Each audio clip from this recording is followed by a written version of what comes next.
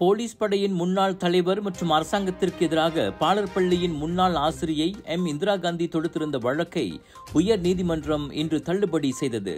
இஸ்லாமிய சமயத்தை தழுவிய தனது முன்னாள் கணவரான கே பத்மநாதன் எனப்படும் முகமது ரிட்வான் அப்துல்லாவை கண்டுபிடித்து 2008ஆம் ஆண்டு அவரால் கடத்தி செல்லப்பட்ட தனது மகளை ஒப்படைக்கும்படி உயர் நீதிமன்றத்தின் உத்தரவை அமல்படுத்த தவறியதற்காக முன்னாள் ஐஜிபி அப்துல் ஹமீத் பாடோர், இதர அதிகாரிகள் மற்றும் அரசாங்கத்திற்கு எதிராக இந்திரா காந்தி வழக்கு தொடுத்திருந்தார். சட்டப்பூர்வ சிவில் அம்சங்களை நிரூபிப்பதற்கு வாதி தவறிவிட்டார் என்பதால் அவரது வழக்கு மனுவை தள்ளுபடி செய்வதாக நீதித்துறை ஆணையர் ராஜா அஹமத் மொசானுடின் ஷா ராஜா மொசான் தீர்ப்பளித்தார்.